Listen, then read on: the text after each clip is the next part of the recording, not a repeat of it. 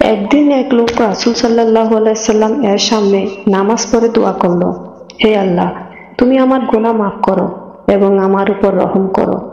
তখন রাসূলুল্লাহ সাল্লাল্লাহু আলাইহি সাল্লাম তাকে বললেন, ও হে মুসল্লি, তুমি খুব তাড়াহুড়া করেছ।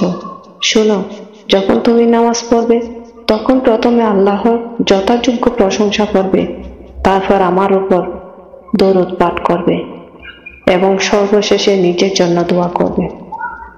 ভক্তির সঙ্গে দরুদ শরীফ পড়লে বান্দার গুনাহ মাফ করা হয়। দরুদ পাঠের অশেষ সওয়াব সম্পর্কে রাসূলুল্লাহ সাল্লাল্লাহু আলাইহি সাল্লাম বলেছেন, যে ব্যক্তি আমার উপর মাত্র একবার দরুদ পাঠ করে আল্লাহ তার উপর 10 বার রহমত নাজিল করেন এবং কমপক্ষে তার 10টি গুনাহ মাফ করেন। তার আমলনামায় 10টি সওয়াব লিপিবদ্ধ করেন এবং আল্লাহর দরবারে তার মর্যাদা 10 গুণ বৃদ্ধি করে দেওয়া হয়। দরুদ ফার্সি শব্দ, এর অর্থ শুভকামনা বা কল্যাণ প্রার্থনা। ধর্মের পরিভাষায় দরুদ বলতে বোঝায় আসসালাত আলান নবী, অর্থাৎ নবীজি সাল্লাল্লাহু আলাইহি সাল্লাম এর জন্য শুভকামনা। হযরত মুহাম্মদ সাল্লাল্লাহু আলাইহি সাল্লাম এর নাম উচ্চারণের সময় সর্বদা সাল্লাল্লাহু আলাইহি ওয়াসাল্লাম অর্থ আল্লাহর শান্তি বর্ষিত হোক তার উপর বলা হয়। এটি একটি দরুদ। আল্লাহর কাছে ইবাদত বন্দেগী গ্রহণযোগ্য করতে পরম ভক্তি ও ভালোবাসা বড় অন্তরে নির্দিষ্টভাবে নবী করিম সাল্লাল্লাহু আলাইহি সাল্লাম এর উপর বেশি বেশি দরুদ পাঠ করা একটি নেক আমল। দোয়া কবুলের জন্য মহানবী সাল্লাল্লাহু আলাইহি সাল্লাম এর উপর দরুদ পাঠ করা অত্যন্ত জরুরি। দরুদ শরীফ পাঠ করলে আল্লাহর দরবারে ইবাদতের বিনিময় সুনিশ্চিত হয়। দরুদ পড়া এমন এক ইবাদত যা আল্লাহ অবশ্যই কবুল করেন। পবিত্র কোরআনে ইরশাদ হয়েছে, আল্লাহ ও তার ফেরেশতারা ও নবীর জন্য দোয়া করেন। হে বিশ্বাসীগণ, তোমরাও নবীর জন্য দোয়া করো ও পূর্ণ শান্তি কামনা করো। হযরত কাব ইবনে উজারা রাদিয়াল্লাহু তাআলা বলেছেন, একদিন আমরা রাসূল সাল্লাল্লাহু আলাইহি সাল্লামকে জিজ্ঞেস করলাম, হে আল্লাহর রাসূল, আপনার উপর আমরা কিভাবে দরুদ পড়ব? তিনি বললেন, বলো, আল্লাহুম্মা সাল্লি আলা মুহাম্মাদিন ওয়া আলা আলি মুহাম্মাদ কামা সাল্লাইতা আলা ইব্রাহিম ওয়া আলা আলি ইব্রাহিম ইন্নাকা হামিদুম মাজিদ।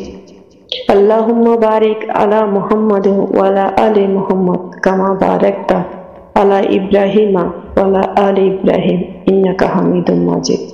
অর্থ, হে আল্লাহ, তুমি মুহাম্মদ সাল্লাল্লাহু আলাইহি সাল্লাম এবং তার বংশধরদের উপর এইরূপ রহমত নাজিল করো যেমনটি করেছিলে ইব্রাহিম ও তার বংশধরদের উপর। নিশ্চয় তুমি প্রশংসনীয় ও সম্মানীয়।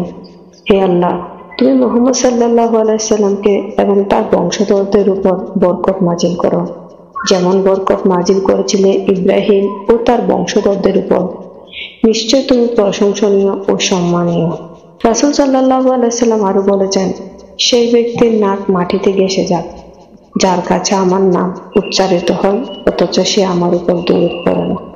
রাসূলুল্লাহ সাল্লাল্লাহু আলাইহি সাল্লাম বলেন, কিয়ামতের দিন সেই ব্যক্তি আমার সবচেয়ে নিকটবর্তী হবে যে ব্যক্তি আমার উপর সবচেয়ে বেশি দরুদ পড়ে।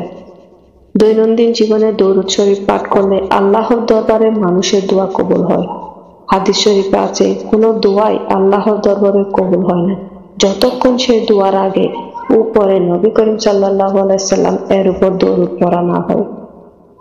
হাদিসে আরো আছে, যে ব্যক্তি নবী করিম সাল্লাল্লাহু আলাইহি সাল্লামের পবিত্র নাম শোনার পর তার উপর দরুদ পড়ে না, সে ব্যক্তি সবচেয়ে বড় কৃপণ।